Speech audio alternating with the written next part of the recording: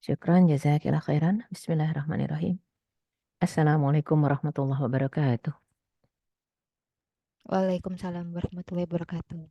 Alhamdulillahirabbil alamin wa bihi nasta'inu ala umur dunya waddin.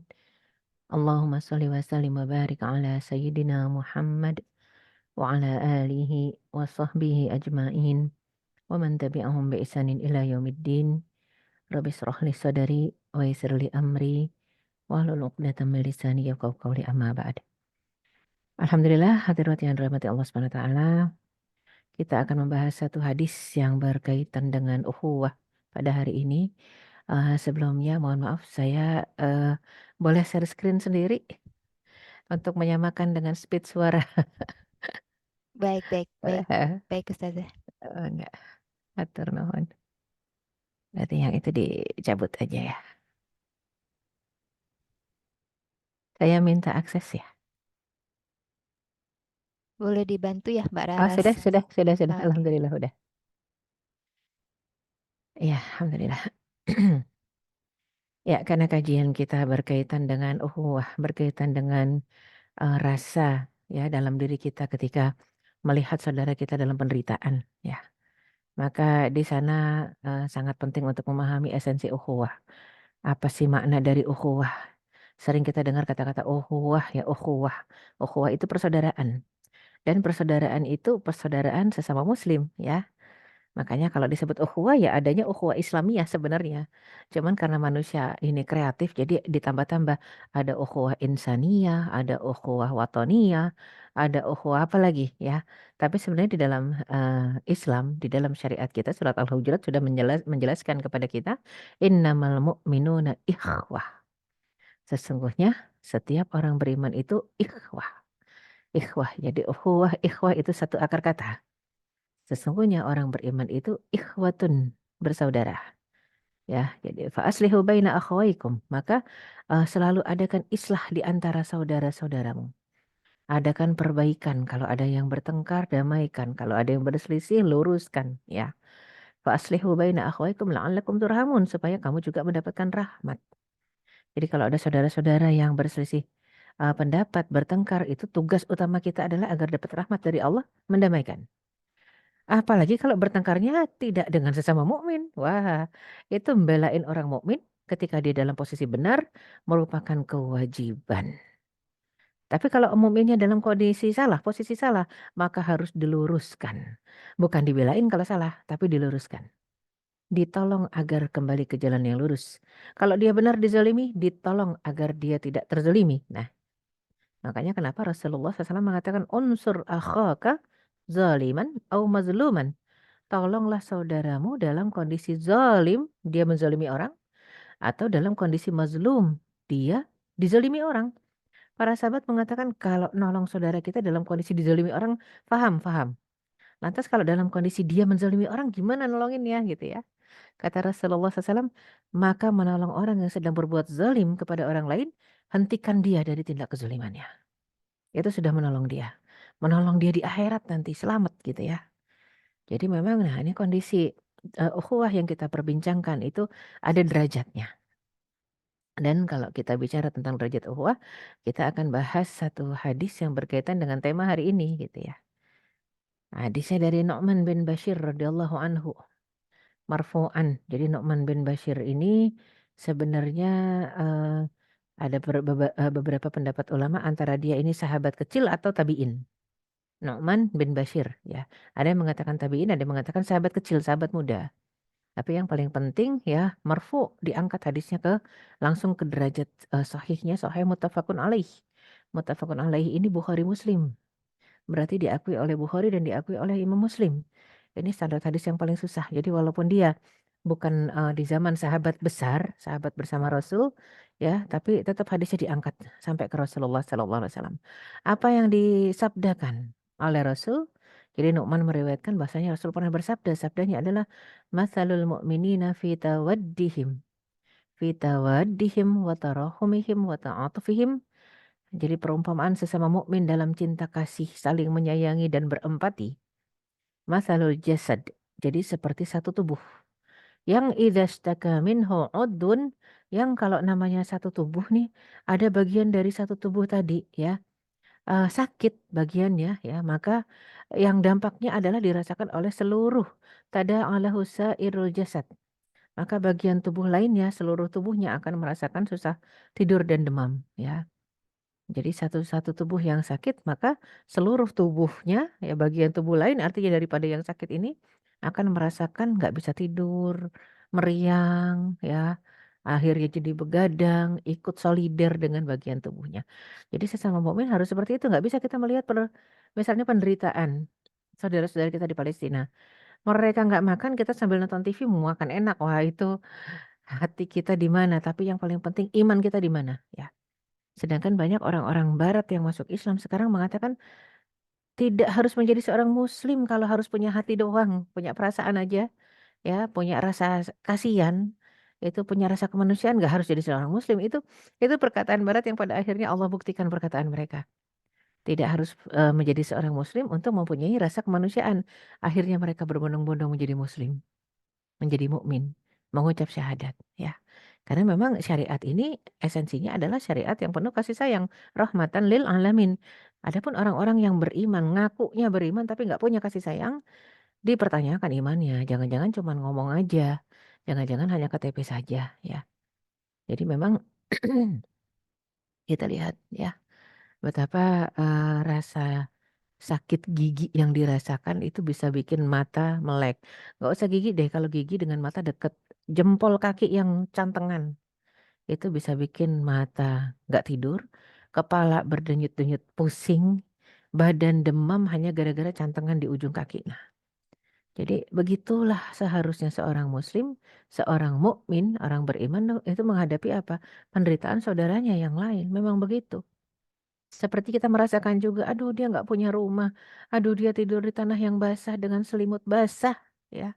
Di tenda pula itu kita mungkin kalau tidur juga jadi antara setengah pules, setengah enggak kebangun-bangun ya. Kenapa? Karena merasakan ya betapa ternyata saudara kita ada yang nggak bisa tidur, nggak bisa makan, nggak punya rumah, nggak ada listrik ya, nggak ada obat, bahkan harus amputasi tanpa anestesi, bahkan harus operasi sesar tanpa anestesi ya. Jadi itulah saudara-saudara kita yang satu roti dibagi 8 aja sudah mereka merasa puas.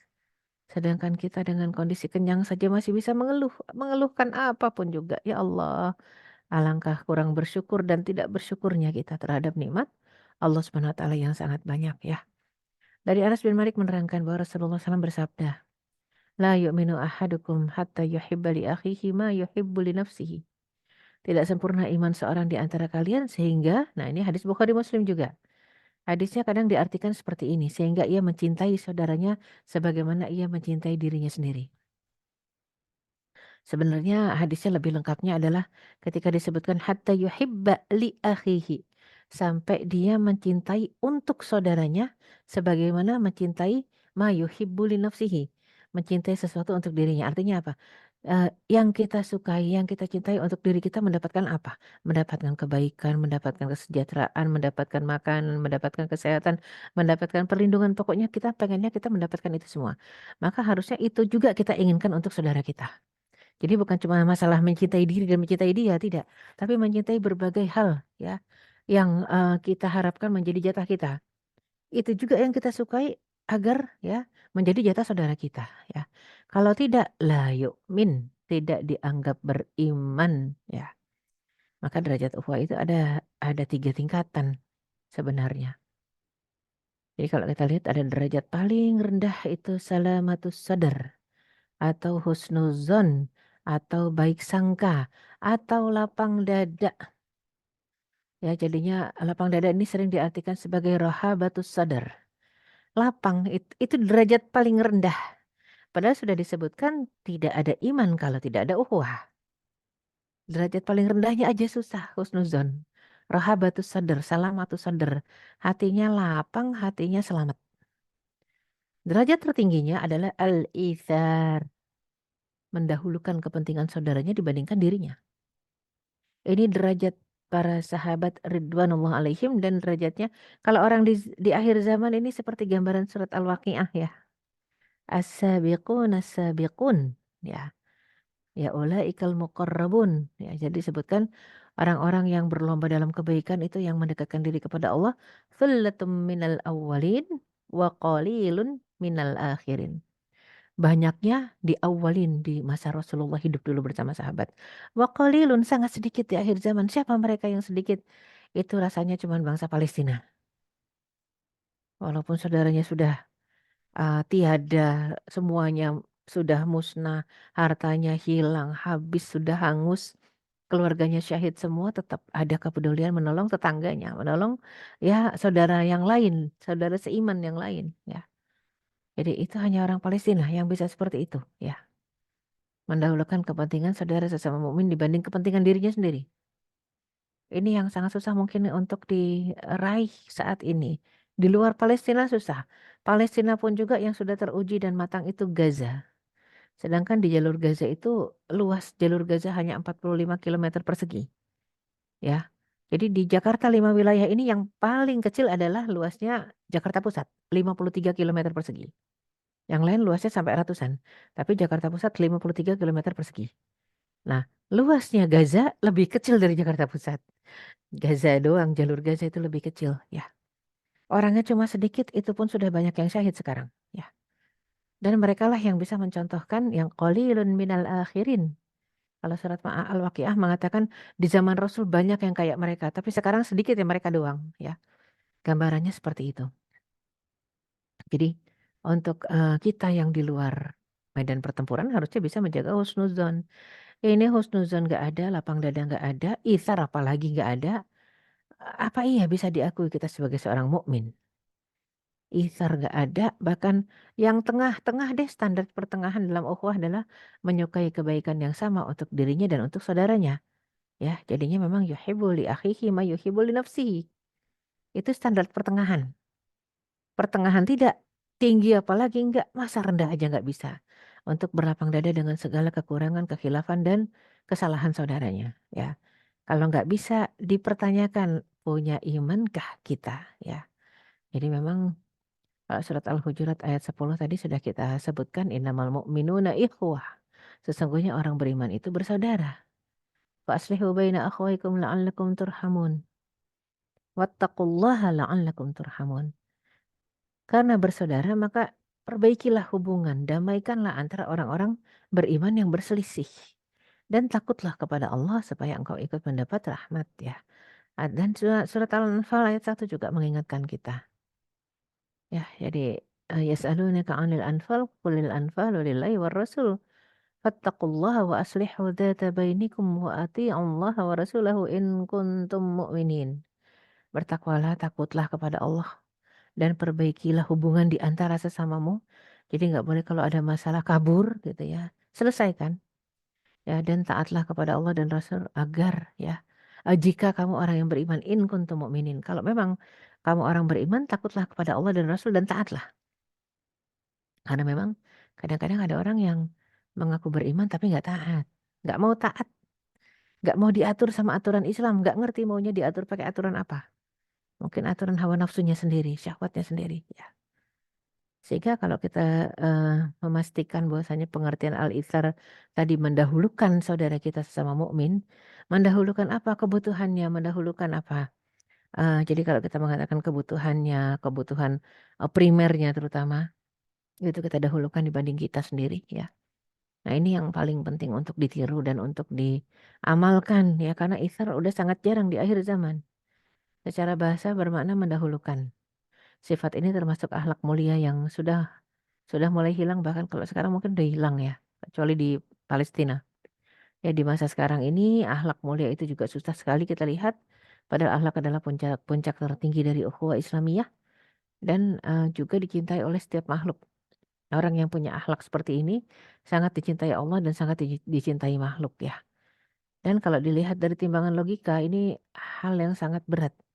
Apa ada orang yang membutuhkan ingin menginginkan sesuatu yang lebih baik padahal dia membutuhkan gitu ya. Sehingga ayat suci Al-Quran mengabadikan wa yu'thiruna ala anfusihim walau kana bihim khososoh. Orang-orang muhajirin dan ansor itu menjadi contoh hidup ya prototipe keimanan. Lihat orang Ansor, yu'thiruna ala anfusihim. Mereka berbuat isar, ya. Jadinya memang mereka buat isar, mereka lebih mencintai orang Muhajirin dibanding diri mereka sendiri. Walau kana bihim khasasah, walaupun jujur mereka juga membutuhkan, ya Allah. Sama-sama membutuhkannya, ya. Jadi ini, yang mengabadikan adalah tinta emas sejarah, ya. Walaupun secara logika kita lihat kok kayaknya nggak mungkin, tapi ada, kenyataannya ada, ya. Walaupun memang halnya sangat berat, mengorbankan diri demi kepentingan orang lain, tanpa mendapatkan imbalan apapun, ya. Dan dalam agama Islam itu bukan satu hal yang mustahil, bukan satu hal yang aneh, ya. Sejarah banyak sekali menceritakan tentang persaudaraan Muhajirin dengan Ansor dalam kategori itsar, ya. Sampai Allah SWT berfirman mengenai sambutan orang Ansor kepada Muhajirin ketika, ya, mereka datang hijrah dari Mekah ke Madinah.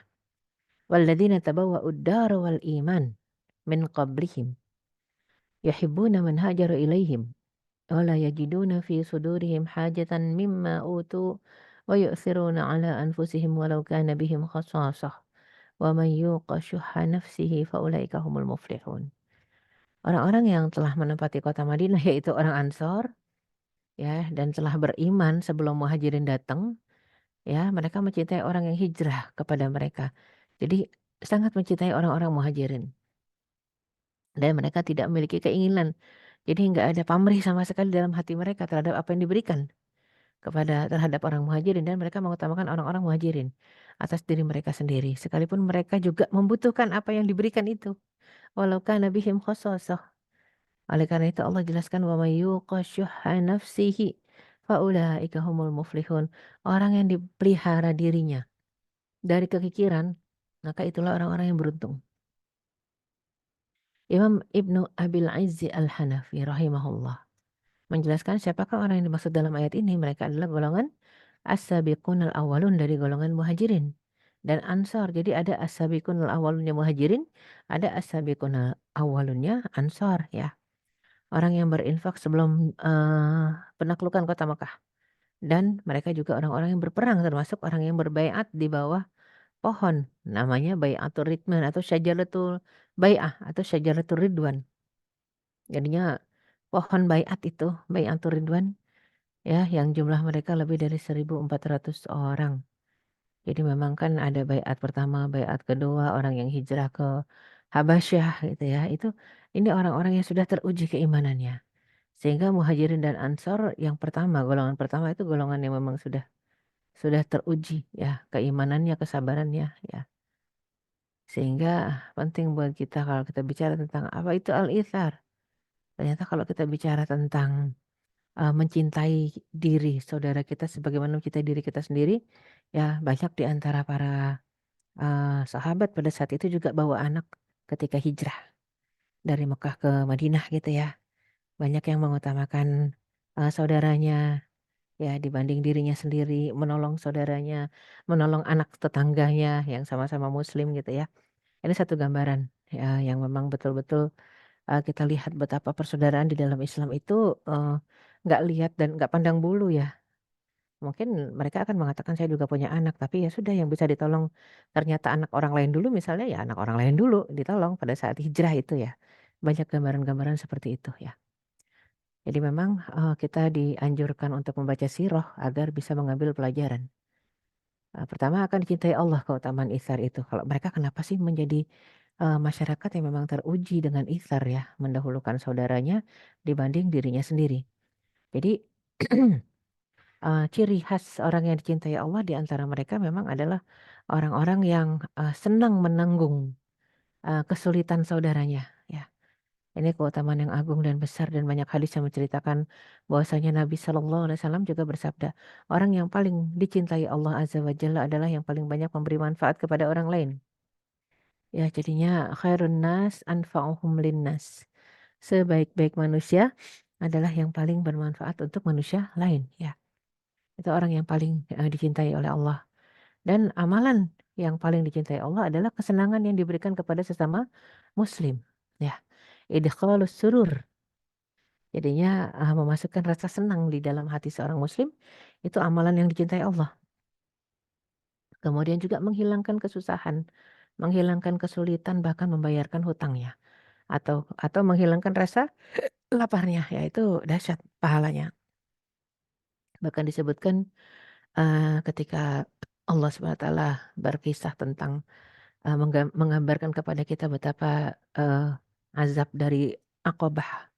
Aqabah itu satu lembah di dalam neraka jahanam, lembah yang sangat dingin sekali buat orang-orang yang memang dingin, dingin hatinya, orang-orang yang nggak punya perasaan gitu ya. Makanya Allah sampai mengatakan, ayo tebus diri dari neraka Aqabah, neraka yang dingin yang mematah-matahkan, menghancurkan tulang. Kita tahu orang kalau udah sampai tempat dingin itu bisa hipotermia, itu di dunia ya.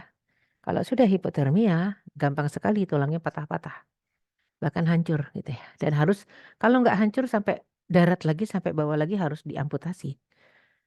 Nah, sehingga neraka Aqabah adalah neraka buat orang yang tidak berperasaan.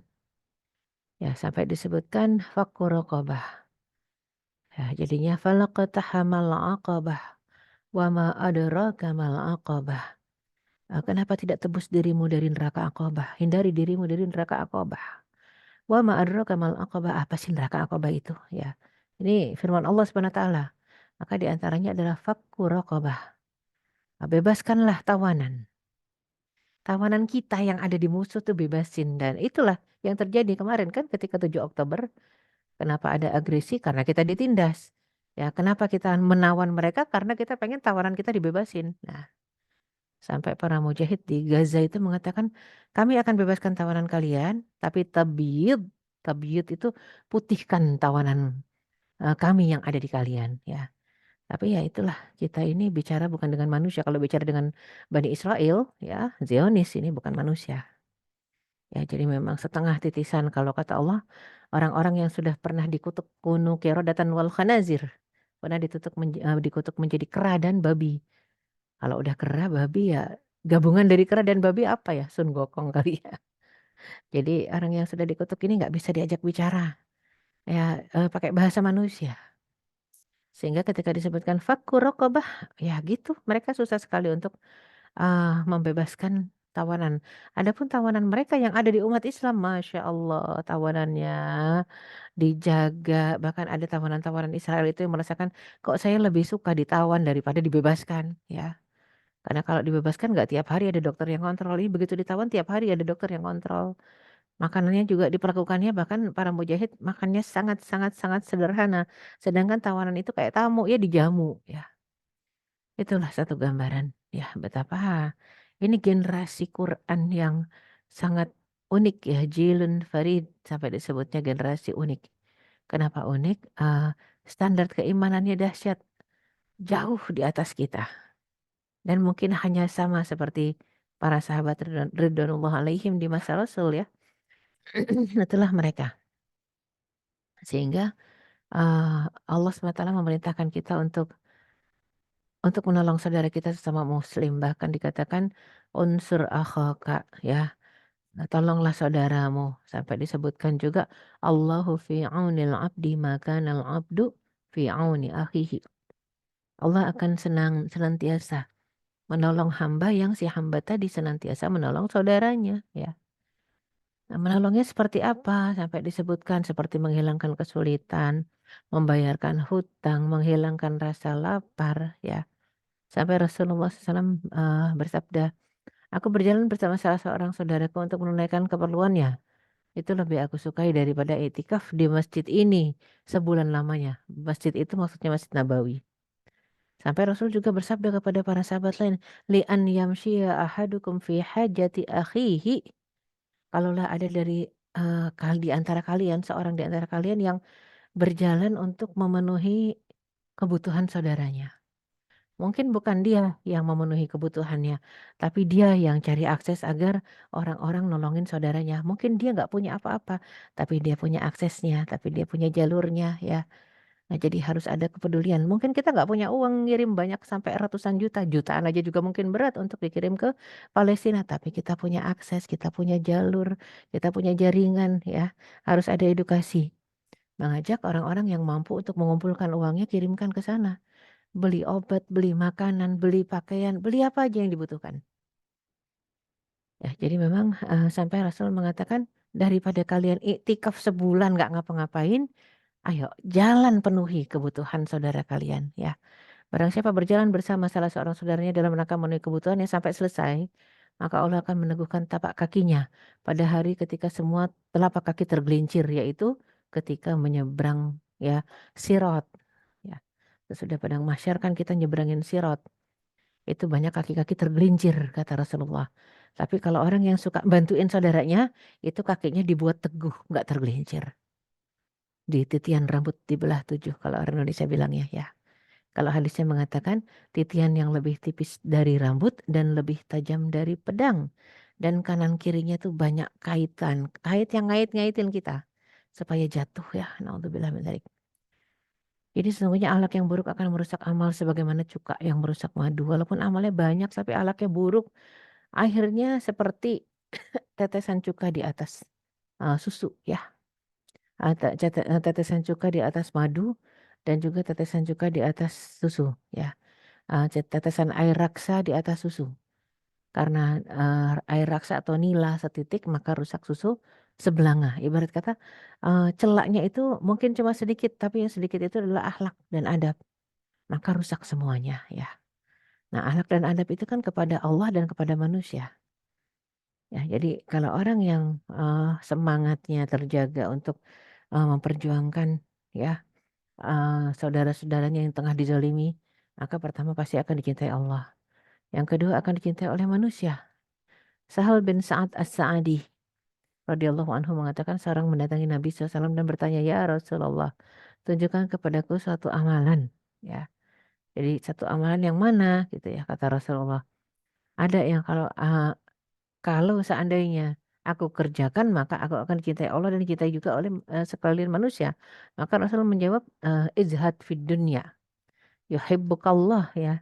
Zuhudlah di dunia ini maka niscaya, Allah akan mencintaimu. Wazhad fi man 'indan nas, yuhibbukan nas. Dan zuhudlah terhadap apa yang dimiliki manusia niscaya kamu akan dicintai oleh manusia, ya. Jadi seorang yang zuhud dari apa yang dimiliki manusia maka ia akan dicintai oleh saudara-saudaranya. Jadi yang sesama muslim itu akan mencintai orang-orang muslim yang pada saat itu mungkin ya ketika kita lihat, yang paling mungkin yang paling real kalau kita ada di tanah suci ya, lagi umrah kah, lagi haji kah, itu kan muslim mukmin yang nggak saling mengenal dari banyak negara. Ya pada akhirnya kadang-kadang jadi clash dengan bahasa masing-masing gitu ya, bertengkar pakai bahasa beda gitu. Itu ujian kesabaran ya. Makanya tetap harus mendahulukan kepentingan saudaranya dibanding dirinya sendiri, walaupun mungkin saudaranya itu tidak kita kenal, ya. Jadi, tabiat seseorang itu mencintai orang yang berbuat baik kepadanya dan berkorban untuk ini tabiatnya orang. Tabiat manusia kebanyakan saya akan baik, kepada dia kalau dia baik kepada saya akan tolong dia kalau dia tolong saya. Tapi ternyata itu nggak berlaku. Ketika bicara keimanan maka satu dunia ini, ya. Jadi itu konsepnya, sama. Ya ya, menginginkan apapun juga dari orang yang sudah dikenal. Padahal ujiannya tidak seperti itu. Ya, cukup dengan status keimanan dan kita paham sudah. Berarti harus ya mengutamakan nilai keimanan dibanding nilai, interaksi semata kenal gitu ya. Semata kenal berbuat baik, senyum itu wajar. Tapi kalau ternyata kita berbuat baik dan kita senyum, kita nolongin orang yang nggak kita kenal, itu dahsyat ya. Ketiga akan dimudahkan urusannya di dunia dan dilepaskan dari kesulitan akhirat. Rasulullah SAW bersabda, siapa yang melepaskan? Ya man farajal. Ya jadinya kurbatan min kurbil mu'min fid dunya. Farajallahu kurbatan min kurbil akhirat. Barang siapa yang melepaskan kesulitan seorang mukmin di dunia, niscaya Allah akan melepaskan kesulitannya di akhirat. Ya jadinya ini betapa menjadi janji yang membahagiakan. Karena ternyata melepaskan kesulitan seorang mukmin di dunia ini versinya banyak ya. Mungkin kepedulian terhadap Palestina jelas itu alladzi barakna haulahu linuriyahu min ayatina. Kata Allah Subhanahu wa taala, ya, tanah keberkahan itu bersinar di sekelilingnya dan Allah akan berikan hidayah untuk yang menjaganya. Ya, jadi dapat hidayah untuk yang menjaga tanah keberkahan, Ardul Isra wal Mi'raj, buminya Isra Mi'raj ya. Jadi seorang yang memiliki sikap itsar maka ya orang akan mengenalnya sebagai sosok yang mudah membantu dan suka berkorban, maka orang-orang akan merasa berhutang budi dan akan kembali membantunya dengan senang saat dia dalam kesulitan. Kita sudah sempat melampaui mungkin masa pandemi ya, yang memang masa pandemi itu, dahsyat sekali buat semua manusia butuh bantuan. Semua manusia butuh bantuan dan ketika dikaitkan dengan keimanan itulah yang paling susah. Ya, karena pada esensinya kita paham, tapi susah untuk melakukan apa yang kita pahami. Nah, sehingga atas izin Allah lah kesulitan di dunia akan menjadi mudah di akhirat ya, maka dengan Allah akan berikan pertolongan kepada kita.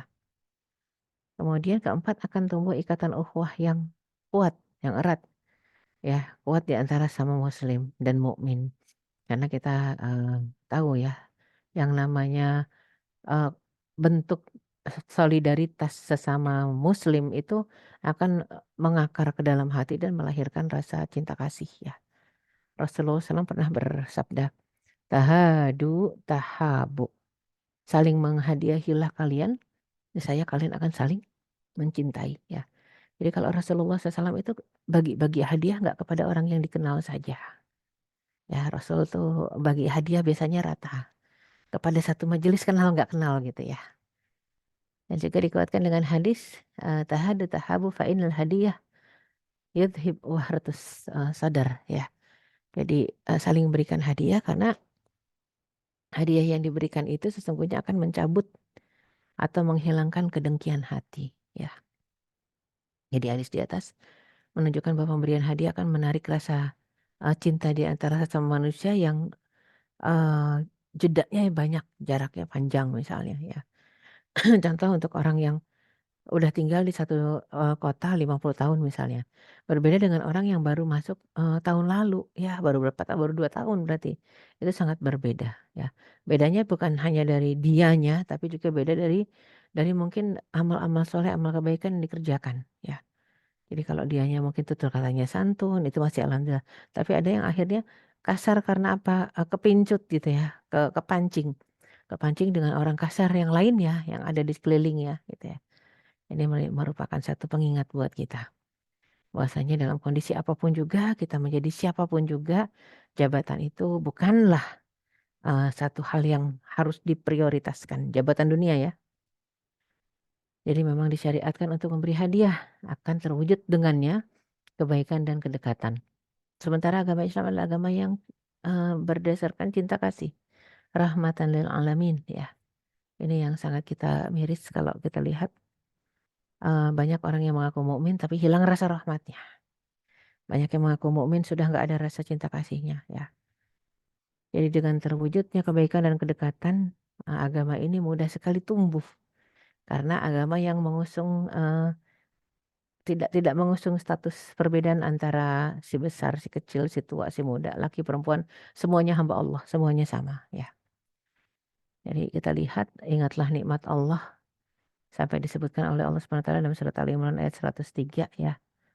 Di masa jahiliyah kita saling bermusuhan ya, dan juga Allah lah yang mempersatukan hati-hati kita ya dengan nikmatnya dan menjadikan orang-orang yang iktilaf, bersaudara.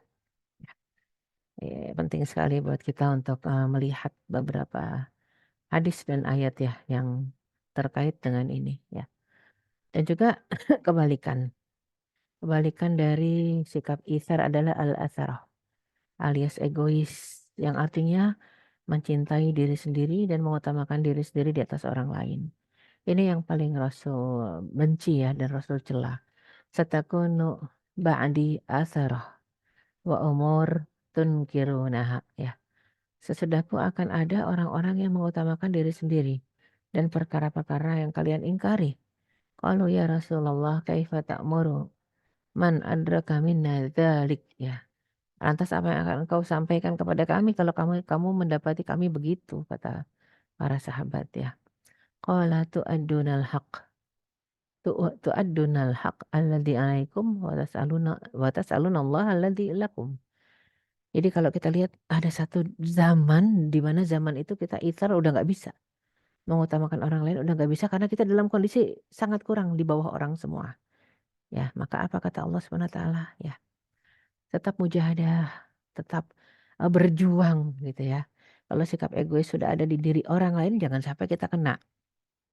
Dan, Rasul memerintahkan para sahabat untuk apa, tetap penuhi kewajiban dan tugas yang Allah bebankan kepada kalian dan mintalah hak kalian kepada Allah Subhanahu wa taala.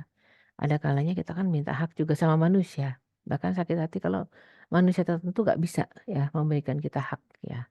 Padahal yang namanya hak itu tidak dituntut, kewajiban yang akan dituntut ya. Oleh karenanya sungguh buruk orang yang mensifati dirinya dengan egois dan bangga, "Iya saya emang egois kok," bangga lagi, naudzubillah. Dan lebih mendahulukan sifat, tadi yang mendahulukan sifat atharoh tadi. Dan sungguh indah orang yang mensifati dirinya dengan itsar dan menjadi, mencintai kebaikan yang diperoleh oleh orang lain. Itu al-itsar ya, beda dengan atharoh. Jadi penting buat kita untuk melihat betapa Allah SWT menginginkan kita selalu ada dalam, konteks kebaikan ya. Tahapan dalam mewujudkan ukhuwah Islamiyah. Ini penting, karena kalau dalil saya rasa sudah cukup tahu ya, innamal mu'minuna ikhwatun fa aslihu baina akhawaykum la'allakum turhamun. Ada lagi dalil yang lain ya, ittaqullaha wa aslihu dzata bainikum wa atiullaha wa rasulahu. Dan itu satu tahapannya. Dalam artian kita tahu, mana yang salah, mana yang benar, maka yang benar kita belain apalagi kalau dia seorang muslim gitu. Melakukan proses saling mengenal atau ta'aruf ya, penasaran kita misalnya. Tahu pernah dengar ada orang yang baik yaitu tukang misalnya ya, tukangnya tukang muslim, sholat 5 waktu, ada kalanya juga nggak bukan tipe yang, apa ya, di zaman sekarang tuh kita susah untuk mendapati tipe yang mengalah mengalah terhadap takdir dalam artian, "Ya sudahlah walaupun saya mungkin baru selesai S2, pulang belum punya suami ya, ya sudah dah nggak apa-apa saya nikah sama siapa saja," jarang kan yang kayak begitu ya. Ini sebagai, satu contoh.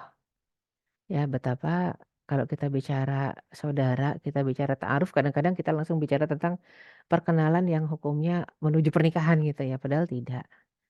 Kita bicara ta'aruf nggak karena untuk menikah saja semata. Kita bicara ta'aruf karena memang kita diperintahkan Allah SWT untuk memberikan, ini ya, jadi memang memberikan kepedulian kepada saudara kita. Ta'aruf, saling kenal.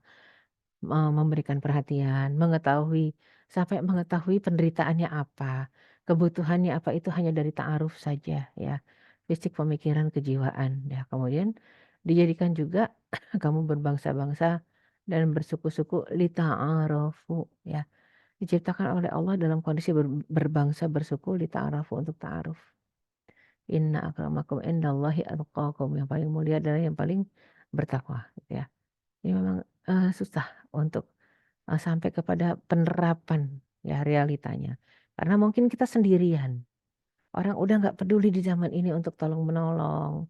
Bahkan mungkin kalaupun dia bisa nolong dia akan mengatakan, "Kok orang itu nggak minta tolong sama yang sana ya?" Jadinya dia nggak mau nolongin. Saling tolong menolong, ta'awun secara hati sudah ta'aruf, ta'awun ya, saling tolong, mendoakan, berdiskusi, nasihati ya. Dan juga disebutkan tolong menolonglah dalam mengerjakan kebajikan. Wa ta'awanu 'alal birri wattaqwa. Tolong menolong dalam kondisi ya, kita masih taat, berusaha taat, mengerjakan kebaikan kita coba ya yang namanya, tolong menolong atau ta'awun.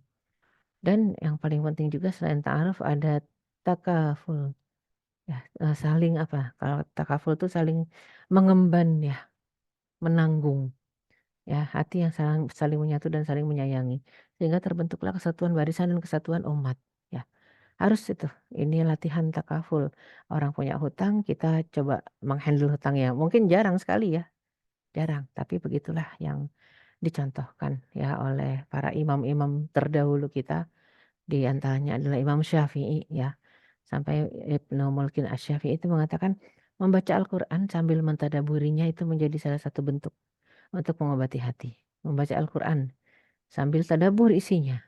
Yang kedua, siam, rajin puasa. Yang ketiga, rajin qiyamul lail atau tadarru, ya, rajin qiyamul lail pada akhir malam, berkumpul dengan orang soleh. Kalau ternyata, aduh, eee, berkumpul dengan orang soleh berat misalnya gitu ya. Kalau pada akhir malam, kalau zaman dulu kan gampang ya, karena rumah berdekatan, kalau sudah qiyam mudah sekali untuk berkumpul berjamaah. Kalau sekarang susah ya. Berkumpul dengan orang solehnya di mana, maka nggak ada pilihan di majelis taklim. Qiyamul lail tadarruk juga di majelis taklim, cakep sekali itu menjaga kehalalan makanan dan juga perhiasan ya. Kehalalan makanan, minuman, perhiasan, pakaian, semuanya halal yang kita raih karena kalau tidak ya kena dampak dari perbuatan kita yang menghasilkan segala sesuatu yang haram ya. Kemudian paling akhir adalah sedekah atas nama kita ya tentunya bersedekah karena banyak orang yang berpikir yang namanya sedekah itu cukup pakai uang suami ya. Sebenarnya kurang cukup karena dosa kita banyak jadi kita harus pakai uang kita sendiri. Ya, jadi harus pakai keringat kita sendiri. Ketika pakai keringat kita sendiri maka Allah akan jaga hati kita insya Allah ya. Jadi kita terhitung sebagai orang-orang yang mujahadah, orang-orang mujahid ya yang mau berjihad di jalan Allah ya dengan step-step tadi. Jadi ya bukan satu hal yang berat dan kalau zaman sekarang yang namanya jihad nggak harus bersimbah darah. Walaupun di masa Umar bin Khattab dulu Umar marah sekali dengan seorang pemuda yang bersimbah darah sedangkan tidak peduli dengan orang yang bersimbah darah. Para pejuang itu sudah babak belur waktu itu di Masjid Kuba ya. Tapi yang lainnya yang bukan para pejuang itu dengan eh, santainya ibadah doa. Sampai Umar bin Khattab mengatakan ya abidal haramain. Wahai orang-orang yang asik, asik apa? Asik menyembah Allah di dalam Masjidil Haram. Asik tawaf, asik sa'i, asik sholat di Masjidil Haram dan Masjid Nabawi. Antum bidumu'ikum tal'abun, kata Umar bin Khattab. Kalian dengan air mata kalian itu main-main, ya. Karena kalian bersimbah air mata, kami bersimbah peluh yang sudah menyatu dengan debu. Ya, jadi kami bersimbah hal-hal yang seperti itu. Makanya hati-hati. Hati-hatinya adalah kita harus mengupayakan agar derajat paling rendah sudah menjadi satu hal yang lazim buat kita, yaitu salamatus sadar, sahabatus sadar, rohabatus sadar. Ya, jadinya hatinya lapang menerima takdir apapun juga kepada kita ya. Nah, jadi itu yang paling penting untuk kita upayakan agar uh, masuk ke dalam golongan hadis yang peduli kepada sesama dan menjadi satu catatan bahwasanya dosa-dosa kita juga dihapuskan dengan tadi ya rasa cinta kita kepada saudara kita, rasa peduli kita, rasa empati kita sehingga melahirkan action. Action tadilah yang Allah lihat, yang lihat tuh Allah tuh bukan hasilnya sebenarnya, tapi upaya menuju hasil. Bukan hasil dalam artian nominalnya, tapi upaya menuju hasil, upaya menuju membantu saudara itu ya. Wallahu a'lam bishawab. Aku qouli hadza wa astaghfirullah li wa lakum wa lafa minkum. Wabillahi taufiq wal hidayah. Wassalamualaikum warahmatullahi wabarakatuh. Waalaikumsalam warahmatullahi wabarakatuh. Baik Ustazah, ini udah ada satu pertanyaan yang masuk ke kami. Assalamualaikum Ustazah, izin bertanya tentang derajat terendah berlapang dada dan husnuzon. Misalnya kita sudah berniat menolong orang lillahi ta'ala, namun setelah menolongnya tiba-tiba merasa berat. Bagaimana menghadapi ujian berlapang dada dan ikhlas ini? Ya ujian terberat mungkin ya karena memang tergantung dari tingkat keimanan. Kalau tingkat keimanannya tinggi, lapang dada gampang. Tapi kalau tingkat keimanannya rendah, susah banget lapang dada. Jangankan isar, jangankan menginginkan kebaikan untuk saudaranya sebagaimana menginginkan kebaikan untuk dirinya sendiri. Itu aja udah berat ya, apalagi isar ya. Nah, udah kita bicara yang ringan aja. Lapang dada ternyata itu juga berat ya. Jadi nggak semua orang bisa husnuzon menghadapi kenyataan realita. 1001 cara ya. Yang ada juga akhirnya 1001 cara mendengarkan pendapat orang yang ternyata memang orang tadi sudah tersupport bisikan-bisikan kepalanya dengan apa misalnya permusuhan ya sudah mungkin nasihatnya buat kita bukan udah maafkan bukan tapi ya sudah kalau begitu bales atau juga ya udah kalau kayak begitu mah udah celakakan itu kan paling bahaya jadi memang memaafkan lebih afdal dan lebih utama ya wallahu a'lam bishawab.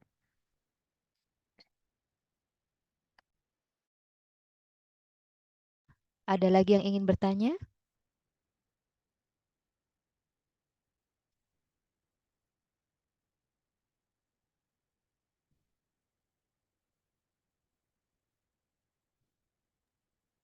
Oh, kalau gitu saya bertanya deh Ustazah. Mangga. Jadi misalkan gini, Ini memang tadi tuh ya mengenai saudara ya. Ini saya alami sendiri Ustazah. Tadi kan salah satunya tuh ada yang amalan yang dicintai salah satunya adalah membayarkan hutangnya. Ya, Nah, jadi apa namanya? Suatu ketika saat kita mungkin memiliki saudara yang saudara kita itu sedang kesusahan gitu ya, memiliki hutang gitu yang cukup besar gitu. Kemudian kita ingin menolongnya, tapi kemampuan kita secara finansial juga tidak bisa menutup hutang itu. Akhirnya kita meminjam kepada bank untuk bisa membayarkan hutangnya itu. Jadinya kita terkena apa namanya ribanya gitu ya, karena kita menolong saudara kita hmm, itu bagaimana ya Ustazah? Kita tahu sih itu dosa, tapi kita juga pengen bantu saudara kita itu gitu. iya. Bagaimana itu Ustazah? Ya, kalau kita ingin membantu orang yang terlilit hutang, apalagi terlilit hutangnya itu ke rentenir gitu ya, Iya, kan kan mau itu bank tinggi ya sama berat aja, itunya. heeh, betul, betul, betul. Sama ada itu bank ataupun bank bank keliling kan ada bank keliling, ada bank konvensional. Ya, ada juga memang rentenir yang bolak-balik itu gitu ya. Jadi tetap aja rentenir. Kalau kita memang mau nolong itu dibolehkan hanya menolong ru'usul amwal. Apa itu ru'usul amwal? Modal hutang. Nggak boleh bunganya yang ditolong. Jadi hanya modal hutangnya. Kamu hutang berapa? Aslinya dulu hutang berapa? Cuman 5 juta mbak misalnya. Tapi sekarang karena bayarnya terlambat-terlambat terus jadi 7 juta. Nah 2 jutanya selain 5 jutanya, 2 jutanya nggak usah ditolongin. Artinya itu tanggung jawab dia sendiri. Karena kalau kita nolong orang melunasi ribanya ya sama aja kita setuju dengan riba tadi ya. Jadi intinya kalau ada orang yang minjem ke pinjol misalnya tanya, asalnya dulu kamu minjem berapa? 7 juta mbak. Sekarang jadi berapa? Jadi 14. Astagfirullah. Itu 7 juta lagi biarin aja. Jadi tolongin aja yang 7 juta. Sebagai pokok pinjaman. Karena kata Rasulullah juga. Walakum ru'usu amwalikum. La tazlimu wa la tuzlamun. Ya, jadinya buat kalian yang wajib dilunasi adalah pokoknya, modalnya. Pokok dan modal. Ya, artinya kalau yang namanya memang ternyata pokoknya dengan modalnya itu sekarang sudah berkembang jauh. Udah bukan kewajiban kita lagi untuk Nah, melunasi kalau semuanya. Ha. ya, kalau saudara kita sudah meninggal, Ustazah, itu kan menjadi itu Ya, kita ya, apa namanya, Ustazah? Kalau udah apa hutangnya atau apa itu kan menjadi waris ya, apa nama kita ahli warisnya nah ini gitu ya. penting nih ini penting untuk kita bicara agak sedikit detail sebenarnya. Jadi kalau ini saya bicara ringkas saja. Kalau bicara waris bicara detail. Kenapa? Karena ternyata yang namanya harta yang diwarisi itu kalau kelebihan harta, harta lebih. Makanya kenapa disebutnya at-tarikah, harta peninggalan. Yang lebih itu yang diwariskan. Itu pun nggak ujuk-ujuk orang meninggal langsung diwariskan tidak. Harta tarikah itu kebagi empat. Pertama, untuk pengurusan jenazah. Kedua, kalau si mayit punya hutang lunasi. Ketiga, kalau si mayit punya wasiat. Wasiat itu harta yang jumlahnya tidak lebih dari sepertiga yang dikasihkan kepada selain ahli waris. Selain ahli waris, ya. Yang keempat baru warisan, ya. Jadi kalau misalnya yang namanya warisan itu apa? Harta. Tapi kalau hutang warisan bukan dalam Islam sebenarnya bukan. Hutang Hmm, itu tidak diwariskan. Cuman sekarang gini, saudara kita wafat atau orang tua kita wafat, ternyata punya hutang. Apakah kita tega? iya. Kalau mereka disiksa di akhirat nanti, nggak tega. Jadi saya yang bantu lunasin. Itu namanya amal baik kita. Dalam artian, apakah kita punya kewajiban? Tidak. Makanya hati-hati dengan hutang. Hati-hati dengan hutang. Ya, jadi kan banyak orang yang menganggap itu kewajiban untuk melunasi, padahal tidak. Ya, tidak ada kewajiban dan masing-masing akan ditanya di hadapan Allah Subhanahu Wa Taala. Kenapa punya utang kok nggak ngelunasin? Kenapa punya utang kok nggak punya alokasi dana? Jadi ketika berhutang itu harusnya punya prediksi untuk pelunasannya kapan. Dan sekali lagi tidak berhutang kepada rentenir. Rentenir ini sama ada bentuknya namanya bunga, mau namanya riba, ya riba semuanya gitu ya. Iya. Artinya walaupun bunga namanya indah. Jadi memang penting sekali untuk kita pahami bahwasanya eh, rasa kasihan kita kalau saudara kita masih hidup, rasa kasihan kita itu bukan menjerumuskan mereka. Hmm, Sekali berutang bantuin, besoknya lagi dipinjam lagi kita bantuin enggak. Jadi memang bahasakan kepada mereka yang rutin berhutang kepada pinjol misalnya. Kalau kamu butuh apa-apa, butuh beras, ke sini ke rumah. Tinggal ambil di dapur. Kalau kamu butuh apa misalnya makanan frozen, itu di freezer ada banyak. Kalau kamu butuh uang untuk beli obat, bilang gitu.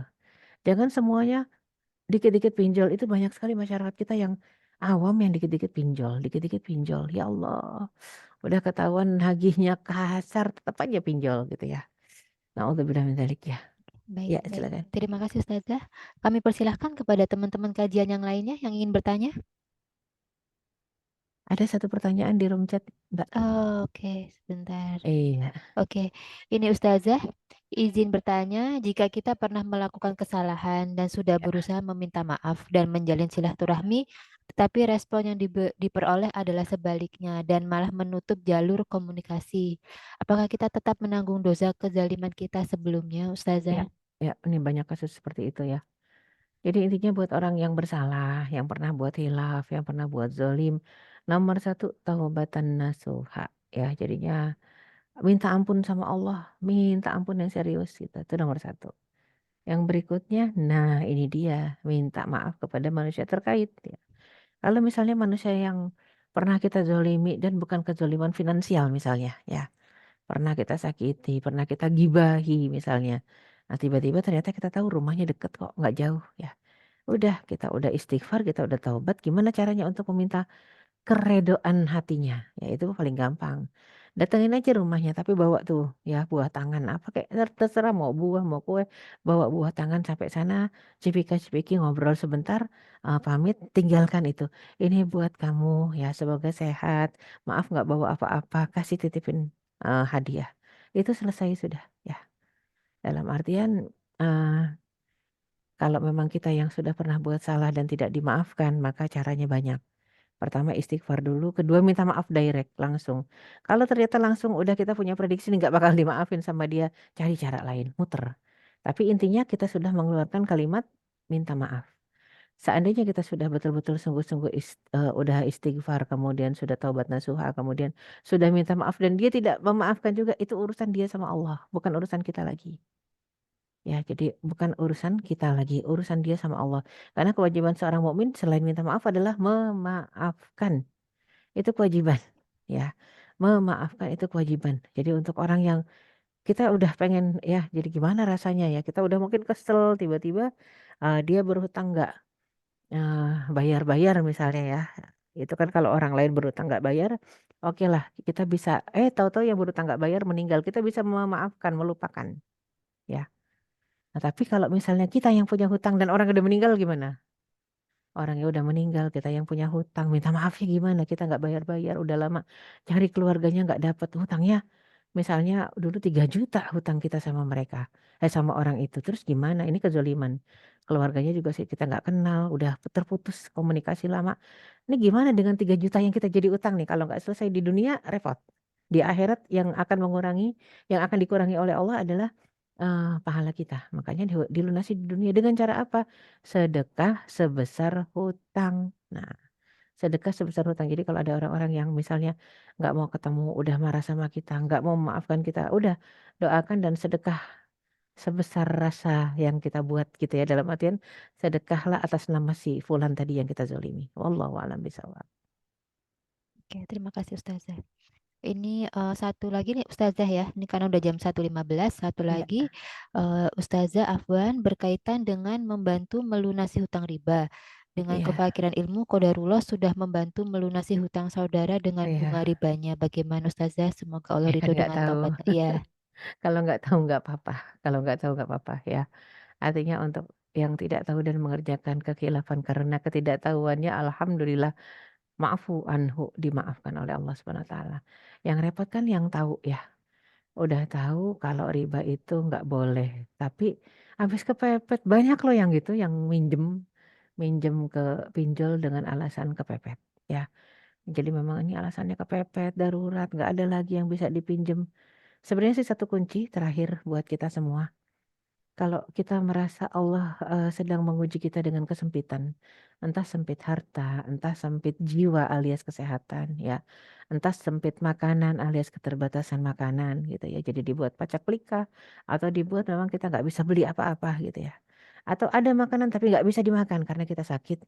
Nah, itu langsung nomor satu yang paling tepat adalah istighfar.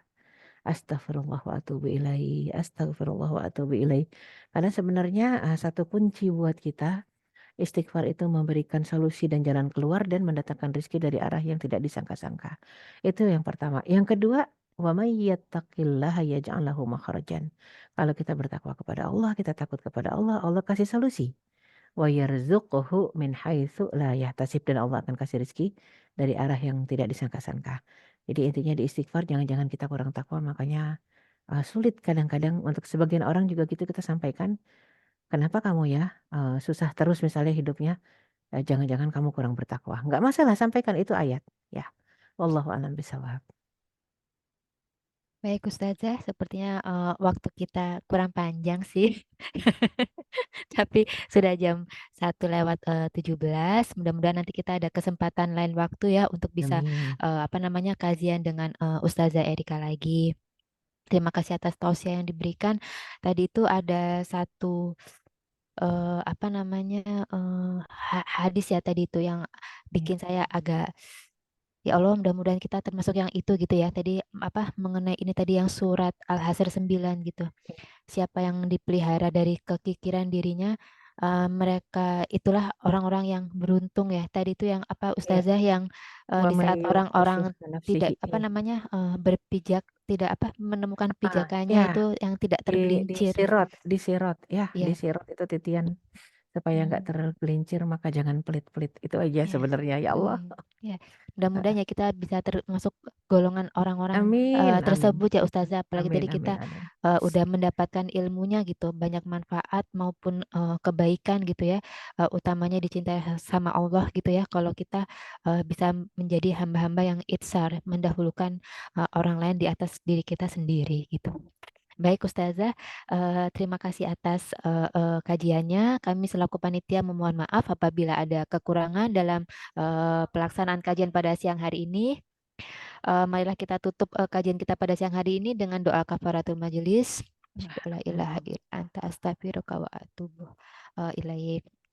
Baiklah Ustazah, terima kasih. Ya, Wassalamualaikum sama-sama. warahmatullahi wabarakatuh. Waalaikumsalam warahmatullahi wabarakatuh. Mohon pamit, mohon maaf lahir batin. Assalamualaikum warahmatullahi wabarakatuh. Waalaikumsalam Waalaikumsalam warahmatullahi warahmatullahi wabarakatuh. wabarakatuh. Tadi itu kami ada kenceleng ya, tapi tadi saya simpan di mana ini kenceleng? Ada apa, Mbak? Apa namanya tadi itu kenceleng virtual tadi itu yang Oh, rekeningnya.